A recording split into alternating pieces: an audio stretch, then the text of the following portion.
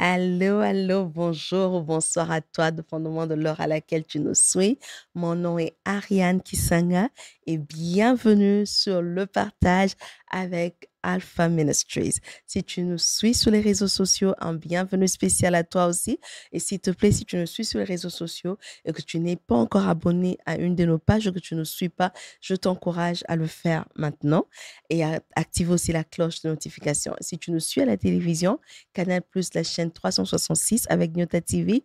Un bonjour spécial à toi aussi. Dis à ton voisin, dis à ta voisine, la semaine prochaine, à la même heure, il y aura encore un autre épisode avec Alpha Ministries. Alors, as-tu créé de l'espace pour Dieu? C'est une question que je pose au début de chaque émission, pas par habitude, mais c'est juste pour nous conscientiser que toute notre vie doit être bâtie en fait sur Jésus-Christ. Il doit vraiment faire le fondement de tout ce qu'on fait. Donc, quand je pose cette question, c'est à toi de prendre un temps et de réfléchir un peu et de réfléchir un peu et se dire, est-ce que dans ma journée, est-ce que dans ma semaine, est-ce que dans ce mois-ci, j'ai eu un temps où j'ai créé de l'espace pour Dieu? Est-ce que j'ai eu un temps où j'ai été avec Dieu face à face en intimité? Et je t'encourage à continuer à le faire. C'est très difficile dans les temps où nous vivons, mais Christ doit rester notre priorité. On va commencer par la prière. Notre prière aujourd'hui est tirée de Matthieu 6, le verset 9 à 10. La version Louis II dit, voici donc comment vous devez prier. Notre Père qui est aux cieux, que ton nom soit sanctifié, que ton règne vienne, que ta volonté soit faite sur la terre comme au ciel. Aujourd'hui, nous allons juste prier la partie qui nous dit au verset 10 que ton règne vienne. Tu vas faire appel au règne de Dieu là où tu te trouves, dans cette situation, dans cette circonstance, là où tu te trouves, exactement à l'endroit où tu te trouves, tu vas faire appel au règne de Dieu. Le règne de Dieu, c'est la présence de Dieu. Le règne de Dieu, c'est Dieu qui vient imposer sa volonté. C'est Dieu qui emmène son royaume. C'est Dieu qui emmène ce que lui, il veut. C'est Dieu qui emmène sa toute puissance. C'est Dieu qui emmène sa manifestation là où tu te trouves. Alors, nous allons faire appel au règne de Dieu. Fais appel au règne de Dieu dans ta vie. Je veux que Dieu puisse régner parce que quand Dieu règne, il est présent. Quand Dieu règne, il se manifeste. Quand Dieu règne, il change les situations. Quand Dieu règne, les circonstances ne restent pas les mêmes. Quand Dieu règne, les situations ne restent pas les mêmes. Quand Dieu règne, il y a des solutions qui se trouvent. Quand Dieu règne, il y a des problèmes qui sont résolus.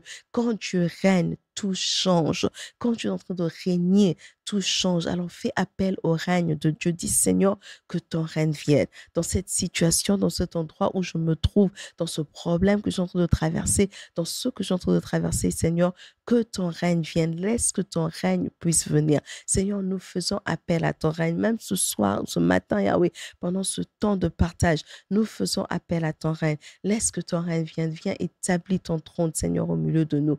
Viens établir ton trône, Seigneur, au milieu de nous. Nous te recommandons ce temps de partage entre tes saintes mains. Seigneur, nous disons encore une fois que ton règne vienne. Au nom puissant de Jésus, nous avons ainsi prié et les saints de Dieu disent Amen, Amen, Amen. Alors, cette semaine, nous allons continuer avec notre sujet de la dernière fois qui était Jephthé quand Yahweh ouvre. C'est la deuxième partie. J'ai bien dit la dernière fois que ça allait être une série en trois parties normalement. Donc, on a vu l'introduction. Aujourd'hui, on va commencer à voir les leçons que nous tirons de Jephthé et son expérience allant de Juge 10, verset 18 jusqu'à Juge 12, verset 7, qui sera aussi notre référence biblique de base. Et puis après, on va voir les leçons que nous tirons de cette expérience de Jephthé, normalement en deux parties, mais si Dieu donne une autre révélation, on reviendra avec une troisième et pourquoi pas une quatrième partie, selon ce que le Seigneur va nous inspirer. On va faire juste une récapitulation de ce que nous avons discuté, on avait dit la dernière fois. Nous avons dit que cette histoire de Juge 10, 18 à Juge 12, verset 7 est vraiment l'histoire d'une famille. Une famille qui s'appelle Galad, ou une famille qui a un nom, Galad, une famille qui est descendante de Manassé. Cette famille est une descendante de Manassé et Manassé est le fils que Joseph a eu en Égypte. Cette famille est en train de traverser une crise qu'on a dit qui était interne et externe à la fois. Interne parce que cette famille a un fils aîné, le fils aîné de Galad, qui s'appelle Jephthé. Et Jephthé a été expulsé de la maison de son père par ses frères qui lui ont dit qu'il n'a pas droit à l'héritage de leur père. Alors, il a été expulsé de la terre de Galad. Jephthé a été rejeté. la même façon que son arrière-grand-père, Joseph, avait lui aussi été rejeté de la maison de son père. Et maintenant, quand les fils de Galad rejettent Jephthé parce qu'ils disent qu'il n'aura pas part à leur héritage, vu que lui est né d'une femme prostituée et eux sont nés de la femme qui était à la maison, l'épouse légitime de Galad, ils lui disent qu'il n'a pas droit à l'héritage, on le rejette. Et quand ils rejettent Jephthé, ça crée un manque de leadership. Et le manque de leadership qu'il y a maintenant en Galad donne l'occasion aux Ammonites de venir combattre Galad pour leur terre. Les fils d'Ammon veulent venir combattre Galad pour prendre leur terre. Ça veut dire que les fils d'Ammon veulent venir combattre Galad pour prendre la chose qui était pour eux une identité, ce qui leur appartenait, l'héritage même que leur père les a légué. Les fils d'Ammon venaient pour combattre cela. Et quand ils viennent combattre cette terre de Galad, c'est que ils mettent maintenant Galad dans une crise où elle n'est même plus en mesure de produire. Parce que la terre de Galad était une terre fertile, était une terre connue pour ses qualités, pour les herbes que ça produisait, qui pouvaient être utilisées pour créer des bombes, pour guérir les gens. Dans ce temps de crise, Galad ne sait même plus produire ces bombes. Et nous avons dit la fois passée que chaque fois que cela arrive dans une famille, chaque fois qu'il y a une crise, chaque fois qu'il y a un problème, chaque fois qu'il y a des combats, la famille n'est plus capable de produire ce dont elle était connue pour produire. Donc la famille n'est plus capable de produire des champions et cette maison qui était supposée être une maison de guérison se trouve maintenant avec des personnes malades, des personnes rejetées, des personnes qui n'obtiennent peut-être même pas la guérison et qui finissent par mourir. Les fils de Galad arrivent à un point où ils réalisent qu'ils sont attaqués par un manque de leadership.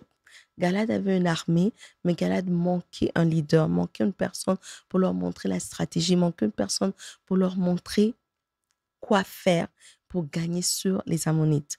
Alors les fils de Galad, les anciens de Galad, vont finalement voir Jephthé pour demander de l'aide à Jephthé. Jephthé dont le nom veut dire Yahweh ouvre. Et c'était communément utilisé en hébreu pour dire Yahweh ouvre une porte de restauration ou Yahweh ouvre une porte pour la délivrance. Et ici, les fils de Galad ont besoin d'une délivrance de leurs attaquants, de leurs ennemis qui sont plutôt les fils d'Ammon. Et ils viennent vers Jephthé. On a dit que quand ils viennent vers Jephthé, c'est comme s'ils faisaient une prière. Ils demandaient au Seigneur d'ouvrir pour eux une occasion de délivrance, mais aussi une occasion de réconciliation avec leurs frères. Et si on a conclu en disant que si en ce temps-là, Dieu a utilisé Jephthé pour ouvrir cette porte de guérison, de réconciliation dans la maison de Galad, aujourd'hui, Dieu utilise Jésus-Christ. Jésus est mort à la croix pour nous réconcilier au Père, mais aussi pour nous réconcilier entre nous en famille. Alors, dans cette deuxième partie, aujourd'hui, nous allons voir quelques leçons, on va tirer quelques leçons de la vie de Jephthé.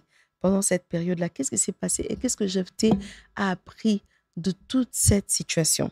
La première chose qu'on voit, c'est que Jephthé a été en mesure de surmonter le rejet. Surmonter le rejet parce que lui a souffert du rejet. Il a été rejeté, la porte a été fermée devant lui. Et c'est comme ça que des fois, très souvent, on associe le rejet en fait à cette porte qui se ferme devant toi. Des fois, c'est fermé devant toi par tes propres fautes. Et des fois, ça se ferme devant toi pour une raison que tu ne sais pas contrôler.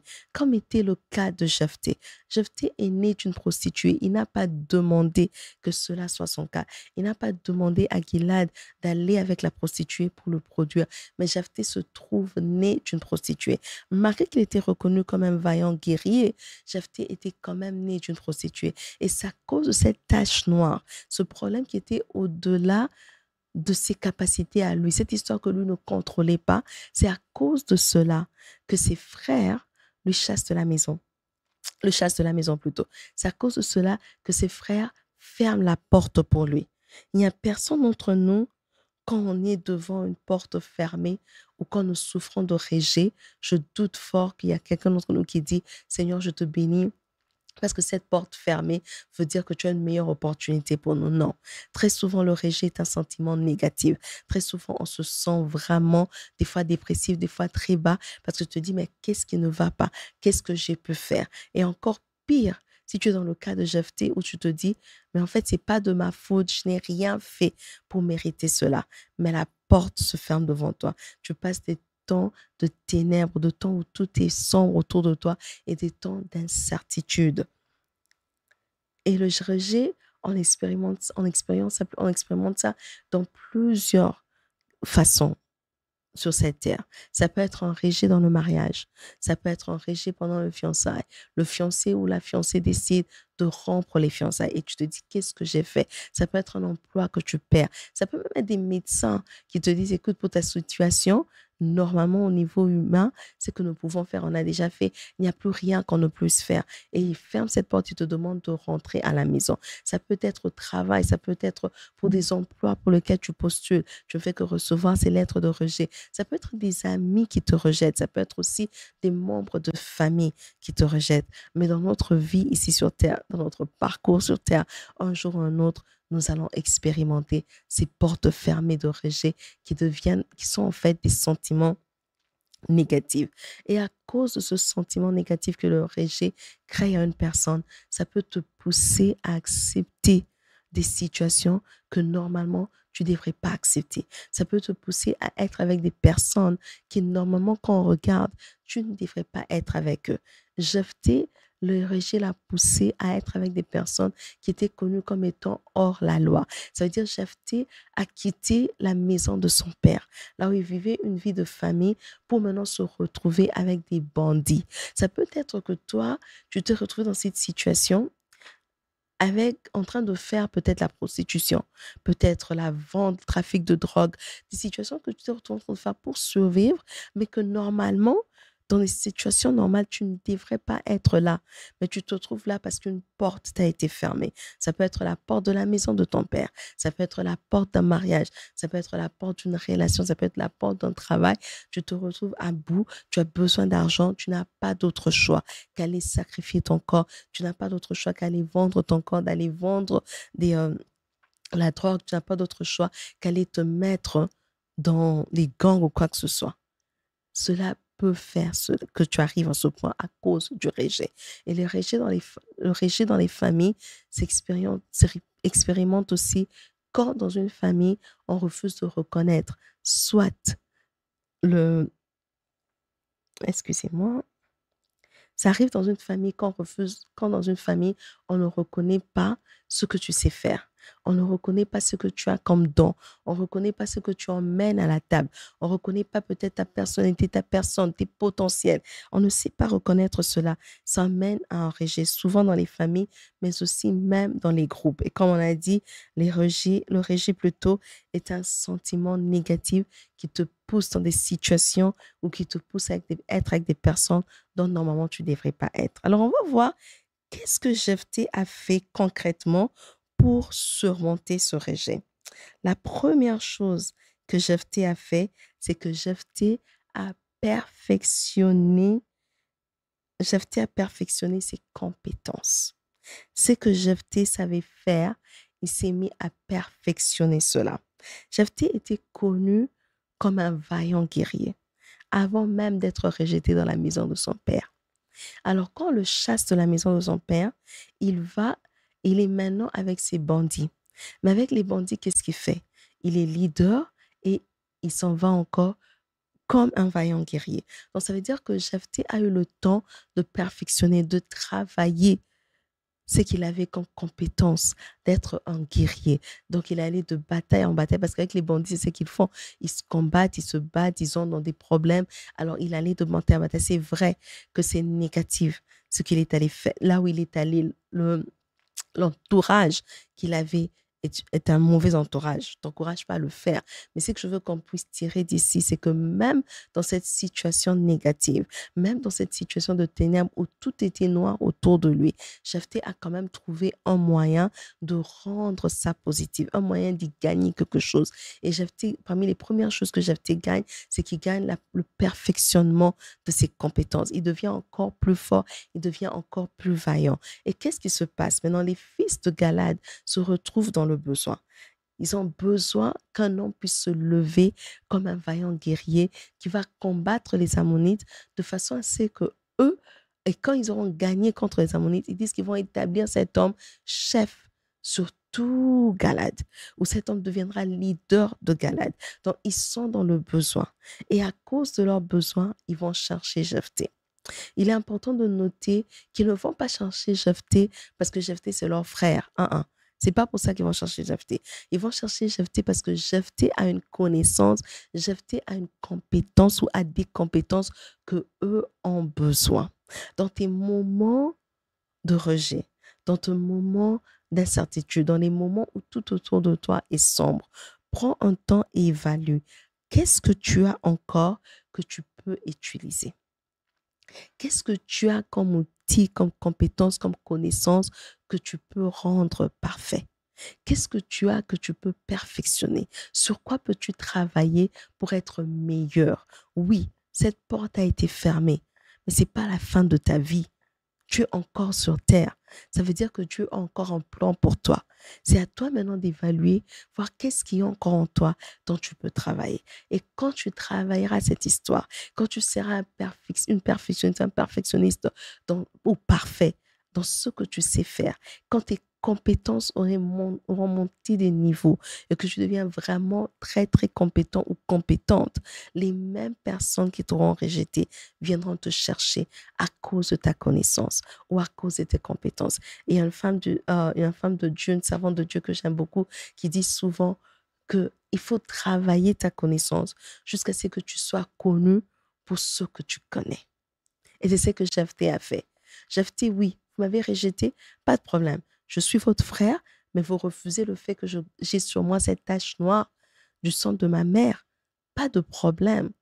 Mais je suis un vaillant guerrier et je veux continuer à me battre jusqu'à ce que je devienne les meilleurs des guerriers dans cette contrée. C'est ce qui se passe. Peut-être ta limitation, je peux te dire, OK, c'est la couleur de la peau. Tu ne peux rien faire sur la couleur de ta peau. C'est ton action. Tu ne peux rien faire. Ta langue maternelle va affecter ton accent. La langue que tu parles souvent va affecter ton accent. Oui, tu dois maîtriser la langue. Améliorer ce que tu peux améliorer.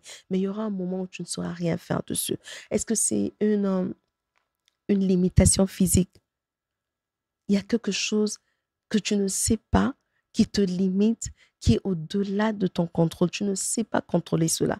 Et à cause de ça, une porte t'a été fermée. Oui, mais quelle connaissance tu as? Quelles sont tes compétences au-delà de cette limite-là? Quelles sont tes compétences? Qu'est-ce que toi, tu sais faire que personne d'autre ne sait faire? Travaille dessus. Rends cette chose-là parfaite.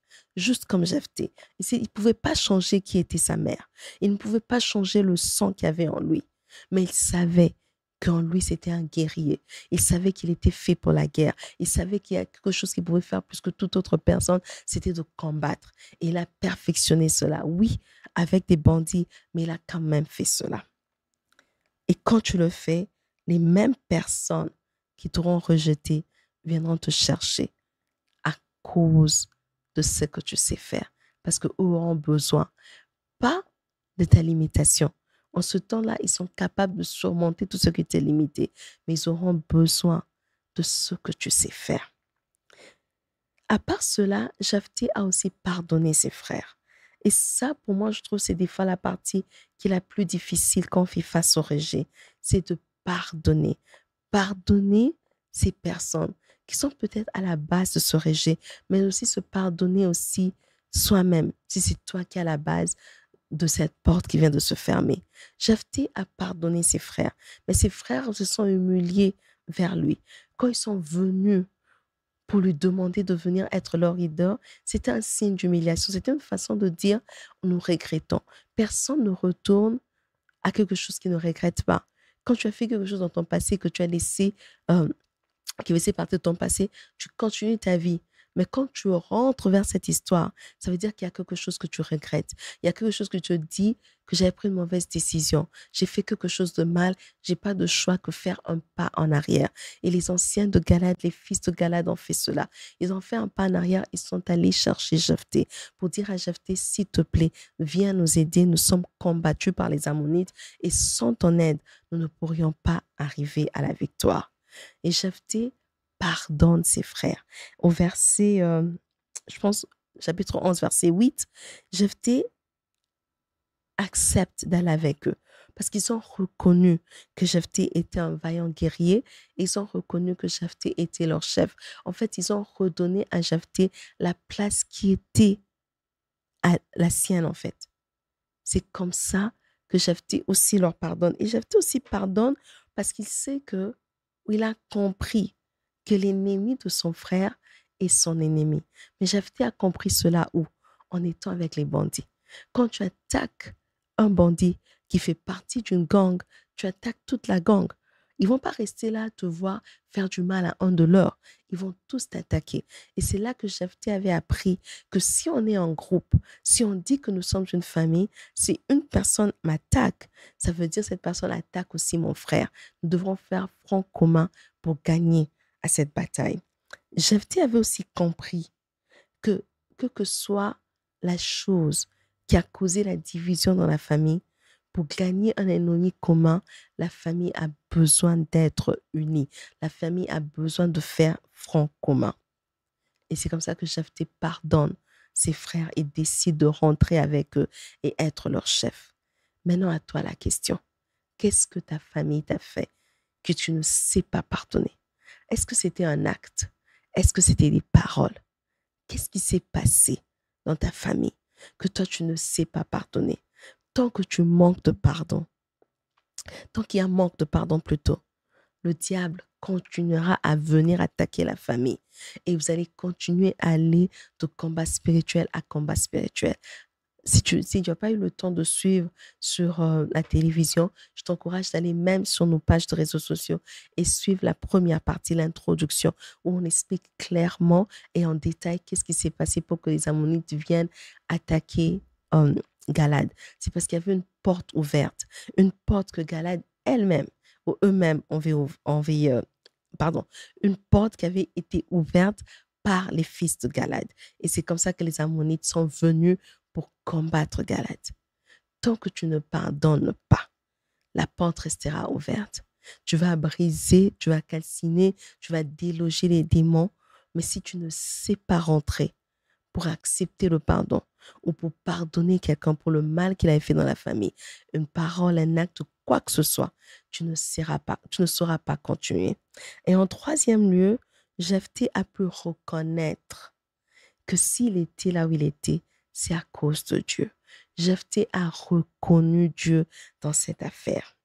Jephthé accepte la demande de ses frères, mais il refuse d'y aller sans Yahweh. Parce que Jephthé comprenait que son nom même veut dire Yahweh ouvre. Donc il comprenait que cette porte qui lui a été ouverte, cette porte qui l'a emmené à la réconciliation avec ses frères, cette porte qui lui a emmené à devenir chef encore. Cette porte qui le restaurait dans la famille de Galad avait été ouverte par une seule personne. Et cette personne, c'était Yahweh. Alors, il accepte d'aller avec ses frères, mais il dit, pas sans mon Yahweh. Et dans le verset 11 du chapitre 11, on voit comment est-ce que Jephthé répète l'accord qu'il a eu avec ses frères devant Yahweh. Il vient devant l'Éternel et il répète l'accord qu'il a eu avec ses frères pour dire à Dieu, voilà ce qu'eux m'ont promis, mais ça c'est ce qu'eux ont dit. Sans toi, je ne sais pas compter sur ces gens. Parce que les mêmes personnes qui m'avaient rejeté, ce sont les mêmes personnes qui sont venues me chercher. Mais je viens devant toi avec leurs promesses, c'est que eux ont dit, et mon accord pour te dire, Seigneur, je ne vais pas sans toi. Si je vais aller et être une bénédiction pour ce peuple, c'est parce que toi, tu seras avec moi. Il a reconnu que la porte qui lui avait été ouverte était une porte qui avait été ouverte par Dieu et que tout ce que Dieu ouvre, il n'y a qu'avec Dieu qu'on peut entrer, rester et demeurer. Deutéronome 8, versets 17 à 18 dit ceci. Garde-toi de dire en ton cœur, ma force et la puissance de ma main m'ont acquis ces richesses. Souviens-toi de l'Éternel, ton Dieu, car c'est lui qui te donnera de la force pour les acquérir, afin de confirmer, comme il le fait aujourd'hui, son alliance qu'il a jurée à tes pères. Très souvent, on échoue dans la vie parce qu'on oublie ce verset. On oublie de reconnaître que nous sommes où nous sommes à cause de Dieu. On oublie de reconnaître que nous avons ce que nous avons parce que Dieu nous a fait grâce. On oublie de reconnaître que tu as ce mariage que tu as parce que Dieu t'a fait grâce. Le mariage était déjà en train de se terminer.